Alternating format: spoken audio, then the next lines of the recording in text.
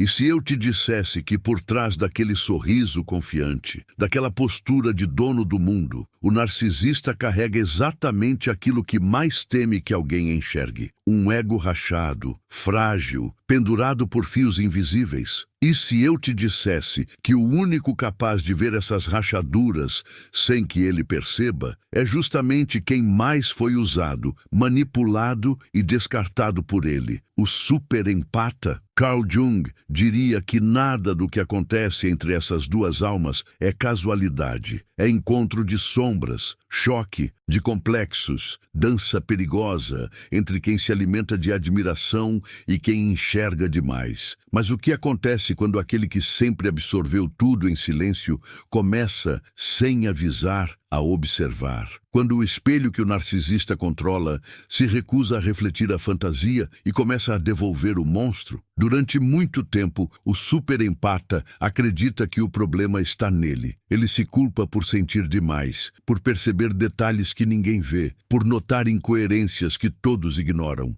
Jung chamaria isso de um pacto inconsciente com a própria sombra. O superempata aceita carregar a dor que não é dele para manter vivo o mito do outro. Só que existe um ponto quase imperceptível em que esse pacto começa a rachar. Algo dentro dele sussurra que não é normal viver pisando em cacos emocionais, sempre se adaptando, sempre justificando o injustificável. E sem fazer alarde, ele começa a se afastar, não do narcisista, mas da narrativa que o mantinha preso. É aí que, silenciosamente, o jogo muda de eixo, sem que ninguém anuncie. O narcisista, preso à própria persona brilhante que Jung descreve como máscara social, precisa desesperadamente que alguém acredite no espetáculo. O superempata sempre foi o público perfeito, compreensivo, leal, disposto a enxergar o lado bom mesmo no que o machuca. Mas o que Jung descobriu sobre a psique humana é implacável. Aquilo que é reprimido volta cedo ou tarde por símbolos, sonhos, intuições estranhas. De repente, o superempata começa a ter lampejos de clareza, como se algo dentro dele finalmente ligasse as peças de um quebra-cabeça que ele nunca quis montar. Nada muda por fora, ninguém briga, ninguém se confronta, mas por dentro a plateia se levanta e sai do teatro. E um narcisista sem plateia é um trono sem rei. É nesse silêncio que a vingança do superempata acontece, não como vingança rasteira, mas como justiça psíquica. Jung explicaria isso como um movimento inevitável em direção ao self, a verdadeira identidade que não suporta mais viver distorcida para caber no delírio de grandeza de outra pessoa. O superempata não grita, não expõe, não faz escândalo. Ele simplesmente deixa de fornecer aquilo que sempre sustentou o narcisista: validação, desculpas, energia emocional. Por fora, pode parecer apenas frieza, desapego, cansaço. Por dentro, é uma revolução silenciosa, um realinhamento profundo com algo mais antigo, mais sábio, que sempre soube que havia algo muito errado naquela dinâmica. E é exatamente aí que o ego do narcisista começa a ranger. Porque, quando o superempata muda, ele não avisa. Ele não diz: agora eu vou me vingar. Ele apenas para de desempenhar o papel que o narcisista escreveu para ele. E essa é a fratura mais intolerável para um ego inflado. Jung diria que, nesse ponto, o narcisista é confrontado pela própria sombra sem filtro, sem anestesia. A sensação de rejeição, de humilhação, de perda de controle. Mas o mais perturbador é que, muitas vezes, ele nem sabe explicar por que tudo parece estar desmoronando. As engrenagens invisíveis que sustentavam o poder dele foram removidas em silêncio. A pergunta que fica é: o que realmente acontece dentro da mente do narcisista quando o superempata desperta? E mais ainda, o que acontece dentro do superempata quando ele finalmente percebe o poder que sempre teve e nunca usou? Há um instante, quase sempre imperceptível, em que o superempata sente algo dentro de si estremecer, não como um grito, mas como um sussurro antigo que volta à superfície depois de ter sido enterrado por uma vida inteira. Jung chamaria isso de retorno da sombra, aquela parte silenciada que conhece a verdade antes da mente admitir. É estranho, porque nada externo muda. O narcisista continua com o mesmo olhar confiante, a mesma coreografia de charme e manipulação. Mas, por algum motivo inexplicável, aquilo que sempre funcionou começa a não ter mais o mesmo efeito. Um descompasso sutil se instala, como se o tempo se movessem em direções opostas dentro da mesma sala. O superempata sente esse deslocamento primeiro como culpa. Ele se pergunta se está vendo demais, sentindo demais, interpretando demais. Por que o coração aperta quando tudo parece normal? Por que a energia do outro, antes tão magnética, parece agora pesada, quase artificial? Jung dizia que o inconsciente fala através de sensações antes de falar através de pensamentos. E é exatamente isso que acontece aqui. O corpo percebe a falsidade antes da mente aceitar que existe falsidade. É como caminhar por um corredor que você conhece bem, mas de repente notar que há portas que nunca viu, sombras que nunca estavam ali. O narcisista, mesmo sem entender, pressente o movimento. Ele não sabe explicar, mas percebe que algo familiar está escapando pelos dedos. Talvez seja o silêncio do superempata, que antes era cheio de entrega, mas agora parece cheio de perguntas. Talvez seja o olhar, que já não brilha como antes. Talvez seja apenas aquela sensação visceral de que a fonte da qual ele sempre bebeu começa a secar. Jung diria que quando a persona falha, o ego entra em alerta máximo, porque precisa desesperadamente que o mundo continue acreditando na fantasia que ele construiu. E quando o superempata muda a forma de enxergar, mesmo sem dizer nada, essa fantasia perde sustentação. O superempata vive essa fase como quem caminha em um campo de minas emocionais. Cada passo revela uma memória reprimida, uma intuição engolida, um desconforto negado. Ele percebe que sempre soube quando estava sendo manipulado, mas escolheu não ver. Percebe que sentiu cada golpe emocional, mas justificou todos eles. Percebe que amou com tanta profundidade que se esqueceu do próprio reflexo. E essa tomada de consciência não vem como explosão, mas como infiltração. Lenta, constante, inevitável. É a psique puxando de volta o que sempre foi dele. Há noites em que o superempata tenta racionalizar tudo. Talvez seja só uma fase, talvez seja apenas cansaço, talvez a culpa seja dele. Mas, como Jung descreve, a alma tem maneiras de exigir verdade quando chega a hora. Sonhos começam a mudar, sinais se repetem, pensamentos voltam como ecos teimosos. Nada disso resolve a confusão externa, mas algo interno fica impossível de ignorar.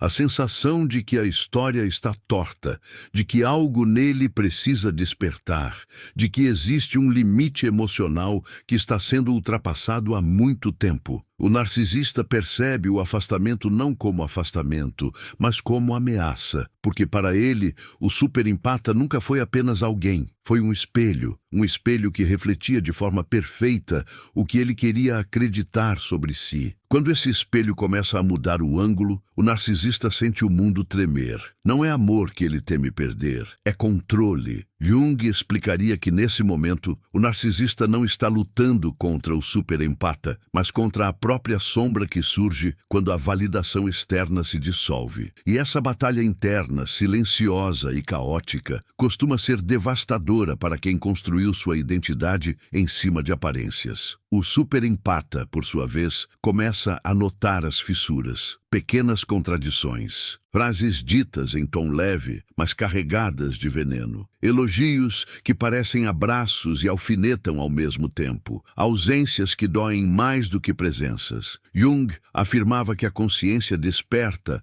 não suporta mais pactos com mentiras internas, e isso se manifesta de forma visceral. O superempata, mesmo tentando manter tudo igual, já não consegue. Há um ponto em que o corpo se recusa a voltar ao estado anterior, como se a alma tivesse decidido que não seria mais silenciada. É curioso como a vingança do superempata não nasce do desejo de ferir, mas da necessidade de sobreviver. Ele começa a se enxergar com mais nitidez. percebe a força que sempre teve e nunca reconheceu. Percebe que sua sensibilidade não era fraqueza, mas radar. Percebe que sua empatia não era submissão, mas superpoder. Jung descreve esse processo como individuação, o momento em que a pessoa retorna para si mesma depois de viver para a sombra de outra. E esse retorno, mesmo silencioso, tem impacto sísmico. O narcisista sente esse impacto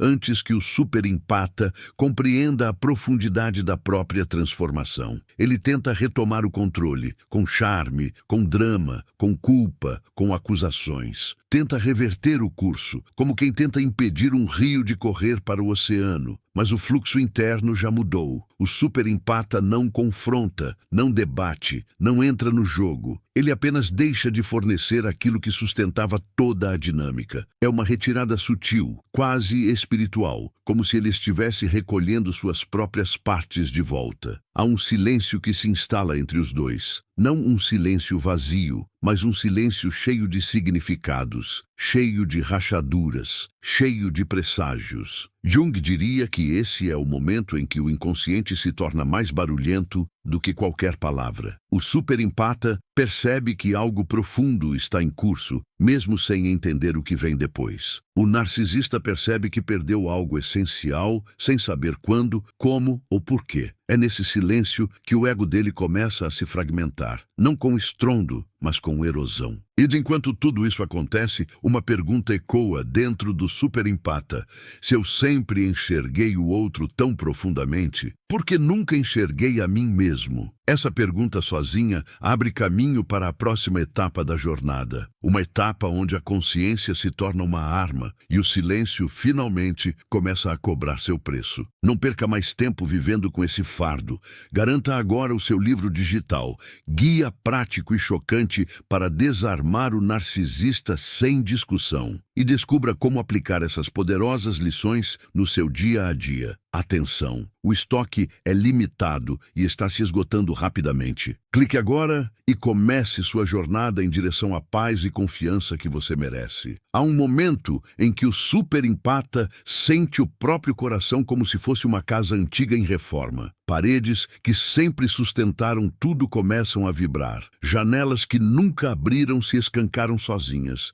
E memórias longas, esquecidas, retornam com cheiro de poeira e revelação. Jung diria que isso acontece quando a psique finalmente decide que já suportou silêncio demais. Não é uma ruptura brusca, é um deslizamento interno, quase geológico, onde antigas camadas de dor começam a se mover. O superempata percebe que algo nele está acordando, algo que sempre esteve lá, mas que foi abafado por anos de adaptação emocional. E essa mudança, ainda que discreta, tem o peso de um destino que deixou de pedir permissão. O narcisista, habituado a caminhar sobre a sensibilidade do outro como se fosse terreno seguro, sente que o solo começa a ceder. Ele tenta agir com naturalidade, tenta manter o brilho da persona intacto, mas a energia mudou. A velha dança já não segue o mesmo ritmo. Jung explicaria que, quando a dinâmica inconsciente entre duas pessoas se rompe, mesmo as máscaras mais habilidosas perdem aderência. O narcisista sente o perigo, não de perder o superempata, mas de perder o controle sobre a narrativa. Ele precisa ser necessário, admirado, temido, desejado. E quando essa fonte de validação se torna imprevisível, seu ego reage como um animal encurralado, ainda que por dentro tudo esteja em colapso. O superempata, por outro lado, começa a enxergar cenas antigas com olhos novos. Momentos que ele justificou, desculpou ou minimizou agora surgem com outro significado. Pequenas humilhações transformam-se em sinais claros. Manipulações sutis tornam-se evidências gritantes. Jung afirmava que a verdade interior só se revela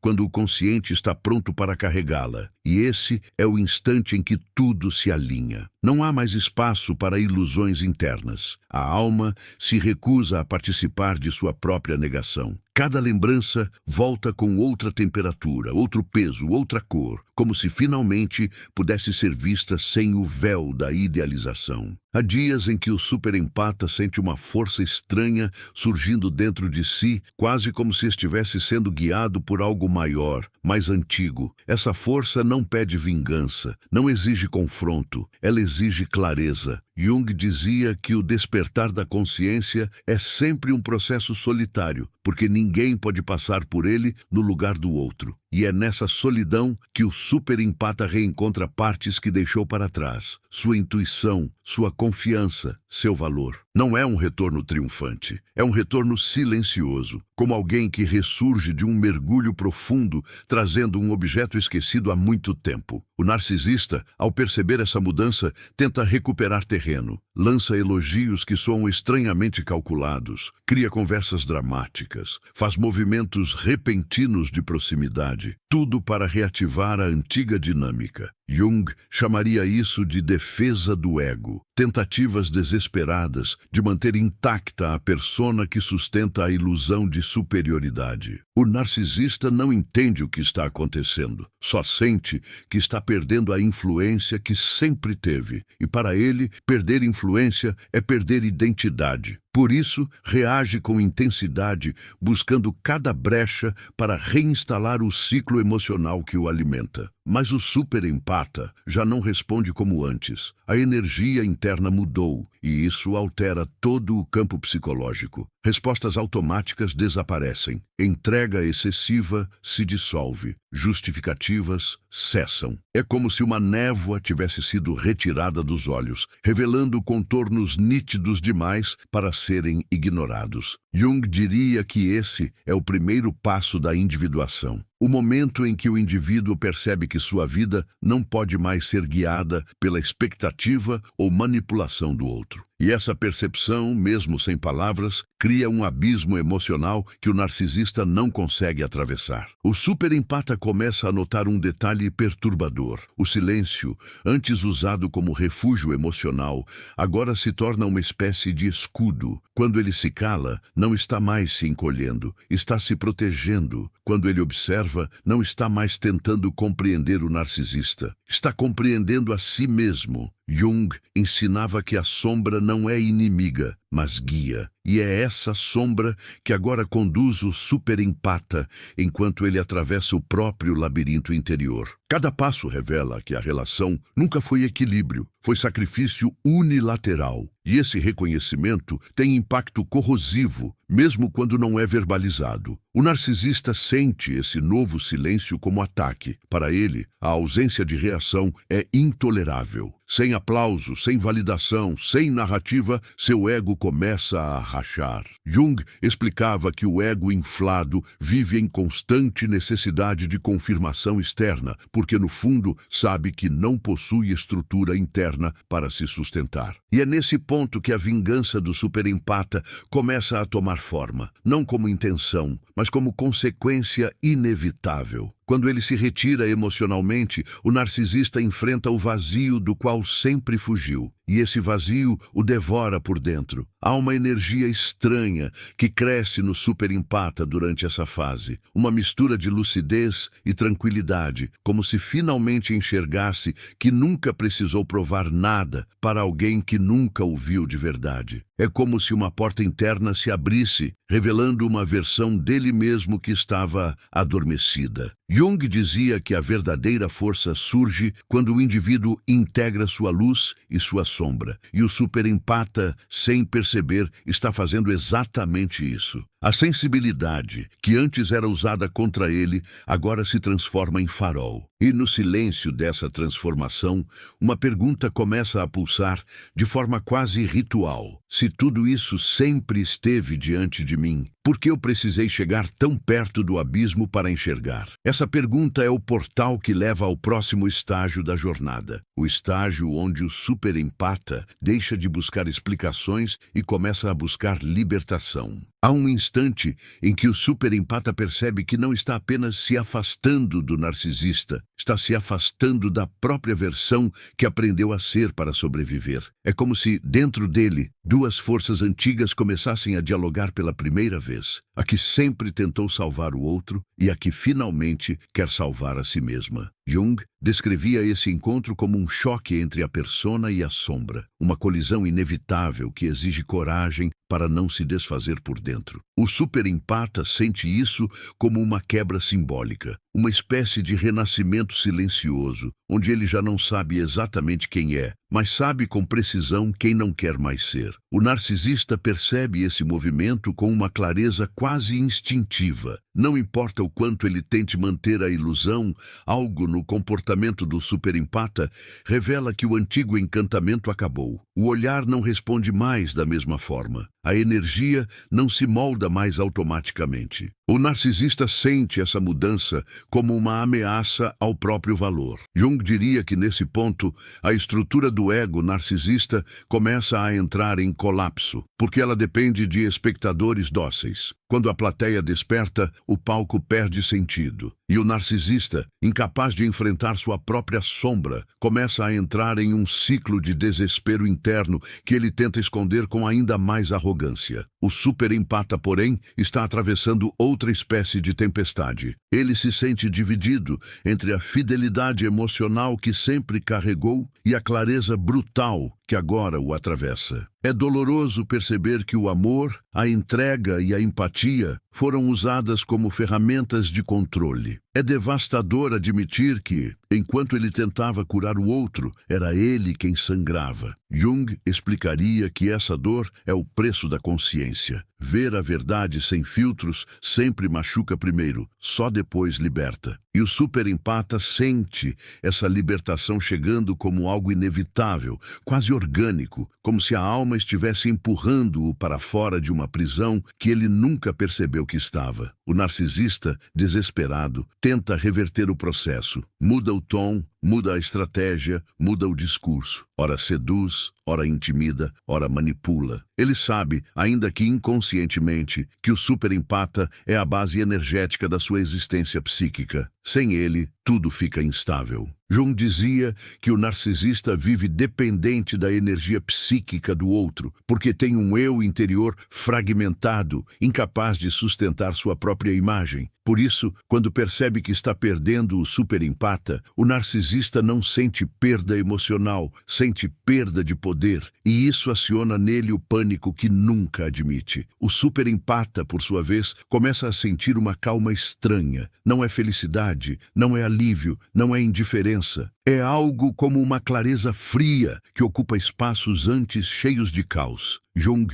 chamaria isso de reorganização psíquica, quando o inconsciente se realinha e devolve energia para o indivíduo que antes estava drenado. O superempata percebe, talvez pela primeira vez, que sua sensibilidade nunca foi fraqueza, foi radar. Cada intuição ignorada agora volta como confirmação. Cada dúvida reprimida retorna como evidência. E essa consciência começa a fortalecê-lo em silêncio. O narcisista sente esse fortalecimento como ataque. Para ele, qualquer autonomia do outro é ameaça direta à narrativa que sustenta seu ego. Ele tenta provocar culpa, tenta reativar antigas feridas, tenta reacender medos que antes funcionavam como algemas emocionais. Jung diria que isso é expressão pura da sombra projetada. O narcisista, incapaz de lidar com suas próprias misérias internas, tenta devolvê-las ao superempata como se fossem culpa dele. Mas algo mudou. A culpa já não cola. O medo já não paralisa. O superempata aprendeu a reconhecer o truque. Há um ponto em que o superempata percebe que não precisa mais lutar. Ele não precisa provar nada, não precisa confrontar, não precisa explicar. O simples fato de não reagir como antes já destrói a estrutura que o narcisista construiu. É como se, ao recuperar o próprio eixo, ele tirasse o chão do outro. Jung dizia que, quando o indivíduo se alinha com o self, nenhuma manipulação externa encontra espaço para se enraizar. É exatamente isso que acontece. O superempata retorna ao próprio centro e o narcisista se perde no vazio que sempre tentou evitar. O narcisista começa então a sentir a verdadeira fratura, não a perda de alguém, mas a perda do papel que o outro desempenhava em sua fantasia. O ego dele, fragilizado, tenta sobreviver criando narrativas internas cheias de vitimismo, grandeza ou negação. Mas nada disso preenche o buraco que se abriu. Jung explicava que o narcisista vive fugindo de si mesmo, e quando o superempata deixa de participar da fuga, o narcisista fica sozinho com sua própria sombra. E essa é a experiência mais aterrorizante que ele pode enfrentar. O superempata começa a entender, aos poucos, que a sua retirada emocional não é vingança, é cura. Ele não está tentando derrubar o narcisista, ele está tentando levantar a si mesmo. E nesse processo, percebe a extensão da devastação emocional que carregou por tanto tempo. Jung diria que essa tomada de consciência é o início real da transformação. O superempata deixa de ser extensão do outro e volta a ser indivíduo. E tudo dentro dele passa a reorganizar-se em direção à própria verdade. E no fundo desse despertar, uma pergunta surge com a força de uma revelação. Por quanto tempo eu confundi amor com sobrevivência? Essa pergunta abre caminho para a próxima fase da jornada. A fase em que o superempata finalmente descobre o poder invisível que sempre teve. E o narcisista, sem entender como, começa a ruir sob o peso do próprio vazio. Há um dia em que o superempata acorda diferente, ainda que tudo ao redor pareça igual. As mesmas paredes, as mesmas mensagens, as mesmas frases decoradas, os mesmos movimentos previsíveis do narcisista. Mas por dentro, algo deslocou. Jung diria que o centro psíquico começou a mudar de lugar, deixando de orbitar o outro para finalmente orbitar o próprio self. O superempata sente isso como uma estranheza silenciosa. Aquilo que antes o consumia, agora parece distante, quase sem cor. Não é que a dor tenha desaparecido, é que ela deixou de ser tudo. Há um espaço novo surgindo dentro dele, e esse espaço, pela primeira vez, não está ocupado pelo narcisista. O narcisista percebe esse espaço como ameaça, mesmo sem saber nomear. Ele sente que perdeu prioridade na alma do superempata. Já não é mais o sol em torno do qual tudo gira. Jung explicaria que para um ego inflado, qualquer sinal de descentralização é vivido como humilhação. Por isso, o narcisista intensifica seus movimentos. Aparece mais, cobra mais, testa mais. Ele precisa medir até onde ainda tem poder, até que ponto consegue puxar as cordas invisíveis que sempre funcionaram. Mas as cordas, agora, estão frouxas. O superempata escuta, mas não se perde. Responde, mas não se apaga. Está presente, mas já não se entrega como antes. O superempata começa a notar que há uma espécie de espelho interno se formando. Antes, ele só enxergava a dor que o outro causava. Agora, começa a enxergar a participação silenciosa que teve na própria ferida. Não por culpa, mas por consciência. Jung dizia que a alma colabora com sua própria prisão quando tem medo da solidão. E o superempata percebe quantas vezes aceitou menos do que merecia para não encarar o vazio. Quantas vezes justificou abusos emocionais para não se ver sozinho.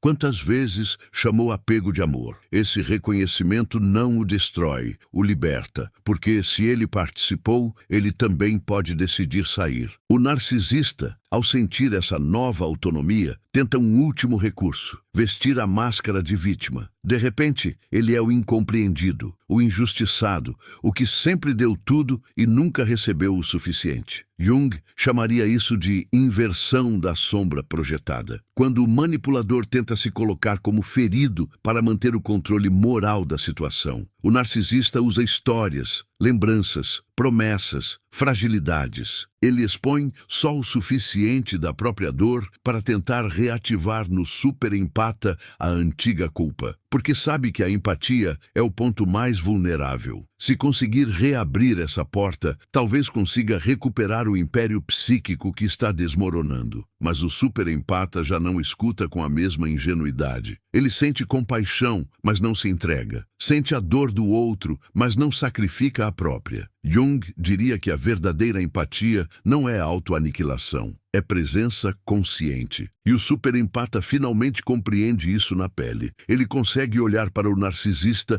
e enxergar o vazio, o trauma, a fragmentação. Mas, ao mesmo tempo, entende que não é sua função curar o que o outro se recusa a encarar. Essa percepção cria uma linha invisível, um limite energético que o narcisista não consegue ultrapassar. Ele tenta, insiste, dramatiza, mas algo nele já não atravessa. Nesse ponto, a vingança do superempata deixa de ser uma ideia abstrata e se torna um movimento concreto, embora silencioso. Sua vingança não é um plano, é uma consequência. Ao retirar a energia, a atenção, a validação e a disponibilidade emocional ilimitada, ele expõe, sem dizer uma palavra, a dependência psíquica do narcisista. Jung explicaria que, sem alimento psíquico, o ego inflado colapsa sobre si mesmo. E é isso que começa a acontecer. Por trás da máscara, a estrutura interna do narcisista racha. Ele se torna mais instável, mais reativo, mais contraditório. Tenta se inflar ainda mais para compensar o vácuo que cresce por dentro. O superempata, paradoxalmente, vai ficando mais sereno. Não porque o processo seja leve,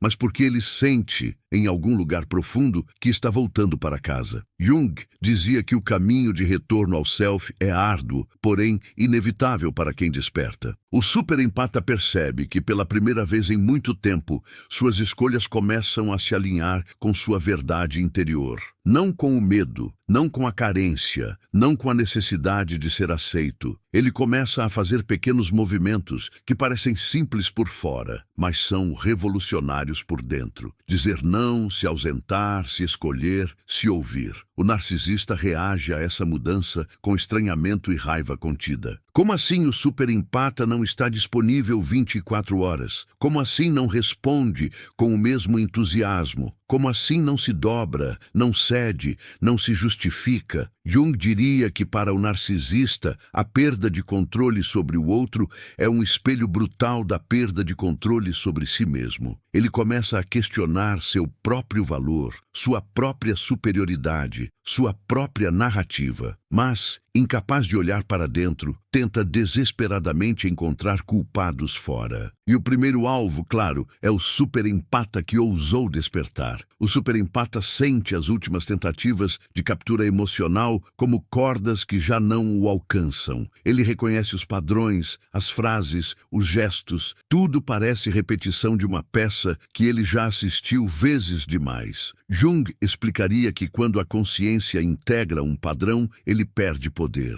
Aquilo que antes dominava, agora é apenas observado. E é essa observação lúcida que dá ao superempata a verdadeira vantagem. Ele não precisa derrubar o narcisista, basta não se ajoelhar, basta não se oferecer como palco, basta não aceitar o papel. E nessa fase, uma pergunta começa a ecoar com força quase mística dentro dele. Se eu conseguir sobreviver a alguém que tentou controlar até a forma como eu me enxergo, do que mais eu sou capaz quando finalmente estiver livre? Essa pergunta não traz resposta imediata, mas abre um portal. Um portal para uma etapa ainda mais profunda da jornada, onde a vingança silenciosa deixa de ser apenas colapso do ego do narcisista e se transforma em algo maior. A reconstrução absoluta da identidade do superempata, longe das correntes invisíveis que o prenderam por tanto tempo. Há uma manhã, e ela sempre chega, como quem não pede licença, em que o superempata olha para o próprio reflexo e percebe algo quase impossível de descrever. Não é mudança de aparência, não é mudança de humor, não é decisão consciente. É como se uma camada inteira de ilusão tivesse se desprendido do rosto dele durante a noite. Jung diria que esse é o instante em que a persona se rompe, quando aquilo que foi construído para agradar, sobreviver ou se adaptar finalmente deixa de servir. O superempata observa seus próprios olhos e, pela primeira vez, não vê o narcisista neles. Não vê medo, não vê dependência, não vê submissão, vê território vazio, território disponível, território que finalmente pertence a ele. O narcisista percebe esse território vazio antes mesmo do superempata compreendê-lo. Ele sempre foi especialista em sentir mudanças energéticas, porque porque depende delas para sobreviver. E o vazio, para o narcisista, não é espaço, é deserto. É sinal de abandono, é ausência do espelho que validava sua grandeza. Jung explicaria que o narcisista teme o silêncio mais do que a rejeição, porque o silêncio o confronta com aquilo que ele nunca aprendeu a nomear, a própria insignificância interior. Por isso, ele se inquieta, fica agitado, busca falhas, tenta provocar reações que reconfirmem que ainda existe poder. Mas o superempata, sem perceber, deixou de ser território conquistável. O superempata começa a caminhar com outra postura, ainda que ninguém perceba. Algo em sua coluna interna se alinha, como se ele estivesse recuperando uma dignidade que não tinha mais força para reivindicar. E essa dignidade, mesmo silenciosa, altera tudo. Jung dizia que a psique muda de dentro para fora e o corpo obedece. Não são palavras que marcam a transformação, é presença. O superempata entra em ambientes e já não sente a necessidade de se encolher, ajustar, agradar, prever reações. Ele apenas existe. E essa existência, tão simples e tão rara, é suficiente para deixar o narcisista em alerta. O narcisista tenta testar os limites, lança pequenas provocações, comentários disfarçados, insinuações que antes seriam suficientes para desestabilizar, mas não funcionam. O superempata sente as provocações passando por ele como vento, toca, balança, mas não arranca. Jung explicaria que essa é a força da consciência integrada. Quando a pessoa sabe quem é, as projeções do outro não encontram onde se fixar. Isso enfraquece o narcisista de um jeito que ele nunca admite. A máscara fica mais pesada, as frases saem menos espontâneas. A teatralidade perde brilho. O superempata assiste tudo isso com estranha clareza, como quem finalmente enxerga os fios por trás do boneco. E essa visão gera algo que o superempata nunca imaginou sentir: compaixão sem submissão. Ele olha para o narcisista e vê não apenas o manipulador, mas o ser quebrado por trás da persona. Vê a criança ferida, o ego inflado, a fome insaciável por validação. Jung dizia que todo comportamento destrutivo é um pedido inconsciente por integração, mas o superempata entende, com a maturidade adquirida na dor, que não pode ser o remendo do outro. Compaixão agora não é sentença de prisão, é libertação. É reconhecer a ferida do outro sem se oferecer como cura. O narcisista sente isso como golpe, porque a compaixão verdadeira, aquela que não se dobra, que não se oferece, que não suplica, o desnuda. Ele tenta recuperar o antigo domínio por meio de discurso emocional, promessas, lembranças romantizadas, ameaças veladas de abandono. Tenta reacender o drama que sempre prendeu o superempata na culpa, mas nada disso funciona. Jung diria que quando o indivíduo recupera o próprio eixo, o teatro emocional do outro perde a capacidade de hipnose. O narcisista percebe isso tarde demais. Sua dramaturgia preferida agora soa exagerada, quase deslocada, revelando mais suas falhas do que seu poder. O superempata começa a notar como sua energia antes fluía compulsivamente para fora, e como agora começa a retornar para dentro. É quase físico, quase espiritual. É como se ele estivesse recolhendo cada pedaço de si que deu sem receber de volta, cada gesto que ofereceu, cada explicação que deu, cada desculpa que inventou. Jung dizia que o inconsciente devolve força quando percebe que o indivíduo está pronto para carregá-la de novo. E essa devolução acontece como um acúmulo silencioso de poder.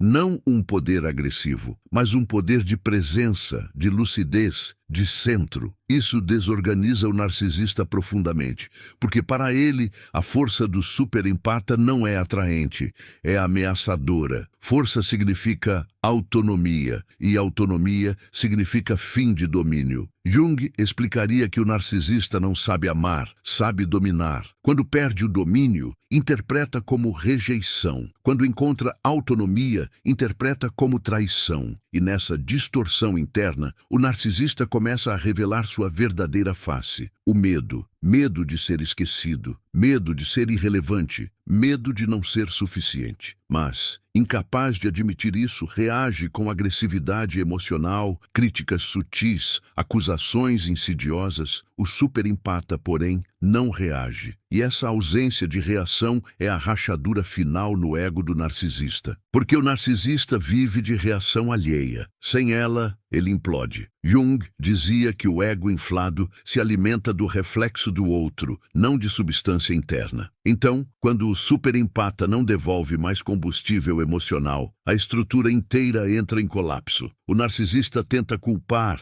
tenta inverter responsabilidades, tenta pintar o superempata como ingrato, frio, mudado. Nada disso funciona, porque agora o superempata sente intuitivamente que a responsabilidade de carregar o drama do outro nunca foi dele. E nesse ponto surge uma pergunta que abre a porta para a etapa mais profunda da jornada. Se eu já não sou aquilo que o narcisista tentou fazer de mim, quem então eu estou prestes a me tornar? Essa pergunta é o prelúdio de uma reconstrução que ainda está por vir e que o narcisista jamais será capaz de impedir. Há uma noite em que o superempata sente o mundo inteiro dentro do peito, não como peso, mas como expansão. É como se algo começasse a vibrar de dentro para fora, chamando atenção para territórios internos que ele nunca explorou. Jung diria que esse é o momento em que o self finalmente se manifesta, exigindo que o indivíduo pare de viver fragmentado. O superempata percebe que não está apenas se afastando de alguém, está se aproximando de si mesmo. E essa aproximação é tão intensa que quase assusta, porque pela primeira vez ele sente que existe algo nele que o narcisista jamais conseguiu tocar, moldar ou controlar. Algo intacto, algo que sobreviveu a tudo. O narcisista percebe essa integridade como um ataque direto. Não importa o quão calmo o superempata esteja, para ele, qualquer gesto de autonomia é uma ameaça existencial. Jung explicaria que o narcisista vive numa prisão construída por seu próprio ego, e qualquer movimento que desafie essa prisão é vivido como destruição. Por isso, o narcisista tenta reagir com estratégias que antes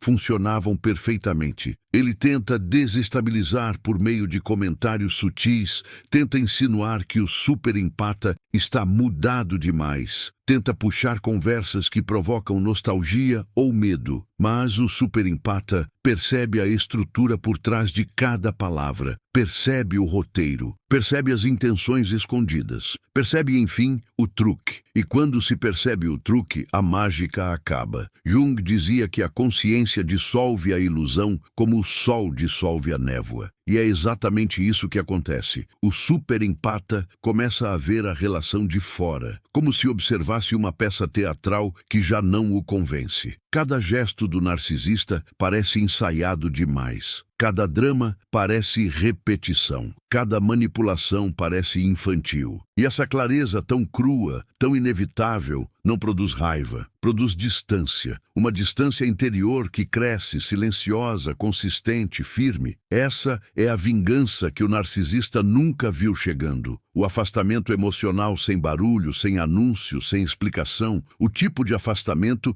que destrói o ego dele porque revela a fragilidade que estava escondida atrás de tanto barulho. O superempata sente, em algum lugar profundo, que está atravessando um portal. Não é apenas libertação, é revelação. Ele se lembra dos momentos em que se anulou, em que se calou, em que se colocou em segundo plano para sustentar o brilho do outro. Jung diria que esse é o momento em que o indivíduo revisita suas próprias sombras para compreendê-las, não para se culpar. E revisitando essas memórias, o superempata sente algo novo surgindo. Indignação sagrada. Não a indignação que explode, a indignação que desperta, aquela que diz não mais, aquela que diz chega, aquela que diz eu volto para mim. Do outro lado dessa reconstrução silenciosa, o narcisista começa a entrar em desespero emocional. Não um desespero visível, mas interno, corrosivo, porque ele perde acesso à energia que sempre o sustentou, perde o controle das cordas emocionais, perde o espelho que o validava. Jung explicaria esse colapso como a falha da persona. Quando a máscara cai, e o ego se vê sem sustentação. O narcisista tenta aumentar o tom, tenta criar conflitos, tenta forçar proximidade, tenta insistir em velhos diálogos,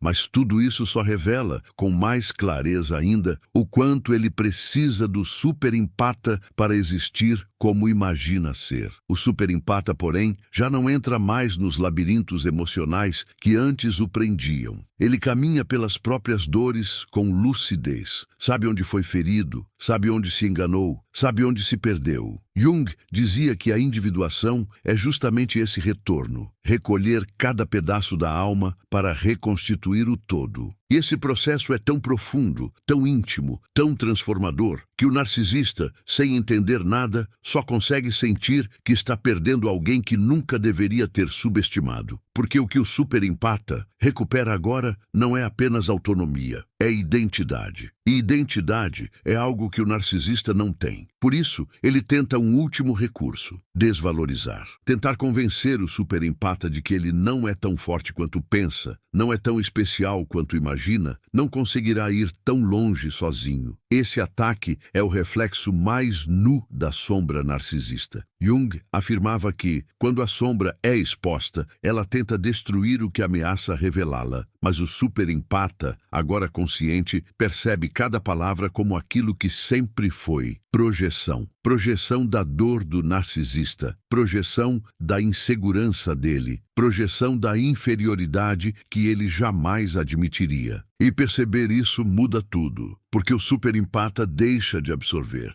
deixa de acreditar, deixa de carregar. Ele vê a ferida do outro, mas não se confunde com ela. E essa separação, esse divórcio energético, é o golpe final no ego do narcisista. Não há briga, não há discussão, não há espetáculo. Há apenas uma diferença de frequência. O superempata sobe, o narcisista desmorona. E enquanto essa ascensão silenciosa acontece, uma pergunta se forma dentro do superempata, pulsante, inevitável, quase mística. Se eu fui capaz de romper com a mentira, o que posso construir agora com a verdade? Essa pergunta não é destino, é convite. Convite para o próximo movimento que o narcisista jamais poderá acompanhar. Há um ponto em que o superempata percebe que a verdadeira vingança nunca foi sobre dar o troco, mas sobre quebrar o ciclo. Eu diria que o maior ato de rebeldia da alma é recusar repetir o mesmo padrão que a destruiu. E é exatamente isso que começa a acontecer. O superempata olha para a própria história e enxerga uma linha invisível ligando pessoas, situações, dores que se parecem demais para serem coincidência. Não foi só esse narcisista. Houve outros rostos, outros nomes, outros cenários, mas a sensação interna era a mesma. Ele se encolhendo, o outro crescendo. Ele se culpando, o outro se justificando. Ele se doando, o outro consumindo. Essa percepção não vem como acusação,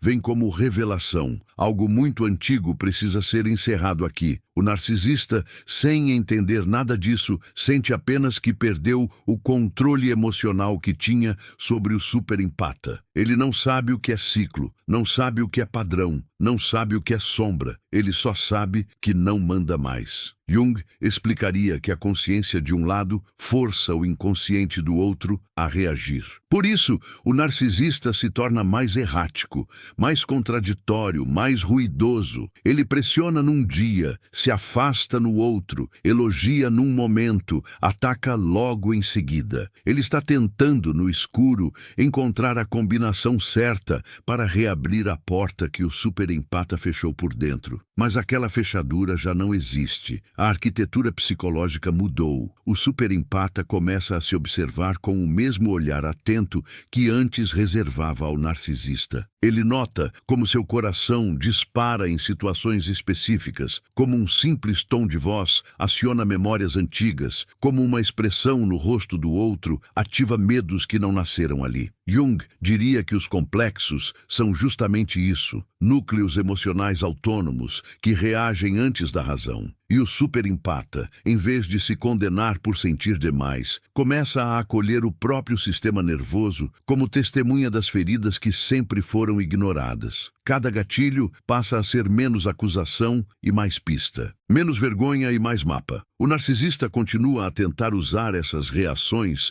como ferramentas. Ele percebe, por exemplo, que certos temas ainda mexem com o superempata. Abandono, rejeição, não ser suficiente. Então, insinua, provoca, cutuca. Jung explicaria que quando alguém aprendeu a sobreviver no poder sobre o outro, ele instintivamente sabe onde pressionar. Só que agora algo mudou. O superempata percebe a intenção. Ele sente o golpe vindo, sente o velho aperto no peito, mas em vez de acreditar que isso significa culpa, começa a entender que significa história antiga sendo ativada. O narcisista acha que está controlando. Na verdade, está apenas denunciando sem querer os pontos exatos onde o superempata precisa se curar. É aí que a vingança silenciosa se aprofunda, porque, enquanto o narcisista tenta ferir, ele acaba revelando, sem perceber, os buracos por onde sempre entrou. Jung diria que o inconsciente se revela nas pequenas crueldades, nas ironias, nas tentativas de controle. E o superempata, atento, começa a anotar internamente cada uma dessas tentativas, não para revidar, mas para se libertar. Ele enxerga o padrão, nomeia o padrão, atravessa o padrão. A dor ainda vem, mas já não sequestra. O golpe ainda existe, mas já não define. E pouco a pouco, a figura do narcisista vai encolhendo de tamanho dentro dele. De monstro, vira sintoma. De ameaça, vira sinal. Ao mesmo tempo, uma força nova começa a se movimentar na vida do superempata. O desejo de construir algo que não tenha a marca do narcisista em cada detalhe. Jung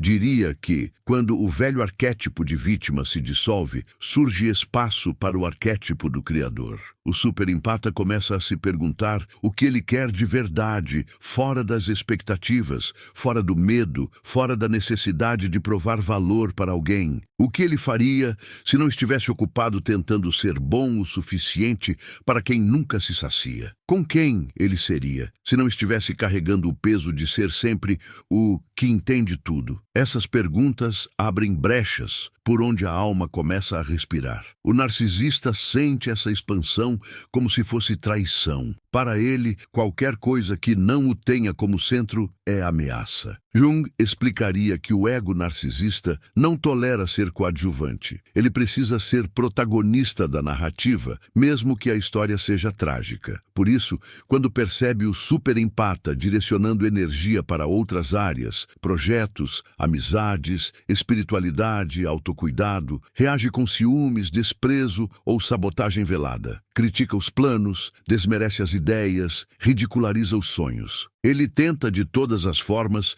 recolocar o superempata naquele papel antigo, o de satélite, girando ao redor do seu mundo. Mas agora o superempata está diferente. Jung diria que, uma vez que a imagem interna se transforma, nenhuma tentativa externa de diminuição se sustenta por muito tempo. O superempata pode até sentir o impacto inicial da crítica, mas logo percebe de onde ela vem. Não é uma avaliação real de quem ele é uma reação desesperada de quem teme perdê-lo. E entre acreditar na própria expansão ou na insegurança mascarada do narcisista, ele começa, finalmente, a escolher a própria voz. Não em gritos, mas em gestos concretos. Decisões pequenas que, somadas, reescrevem uma vida. A essa altura, a vingança já está em curso há muito tempo, mesmo que essa palavra nem faça mais sentido. O ego do narcisista está quebrando não por causa de um ataque direto, mas porque perdeu seu alimento mais precioso, a disponibilidade incondicional do superempata.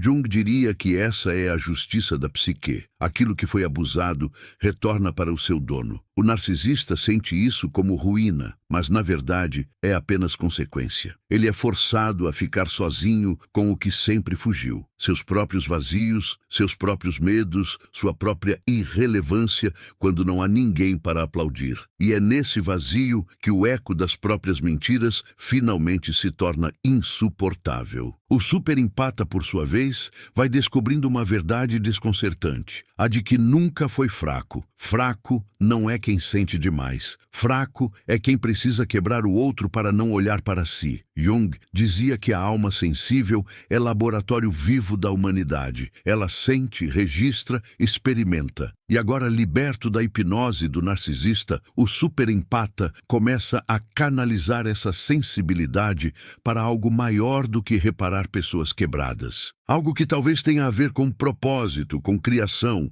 com servir de forma que não o destrua. Algo que ainda não está claro, mas que ele sente se aproximando, como um chamado. E enquanto esse chamado se aproxima, uma pergunta começa a pulsar com ainda mais força, como se viesse de um lugar que está muito além dessa história específica, muito além desse narcisista, muito além dessa dor. Se eu fui capaz de escapar da prisão emocional que parecia impossível, o que mais dentro de mim ainda acredita que é impossível e está apenas esperando ser libertado? Há um instante em que o superempata percebe que a batalha nunca foi contra o narcisista, mas contra a própria tendência de se abandonar. Jung diria que esse é o ponto de virada da individuação, quando o indivíduo vê, com clareza quase dolorosa, que participou da própria prisão por não saber reconhecer o próprio valor. Essa consciência chega como fogo lento, queimando máscaras antigas,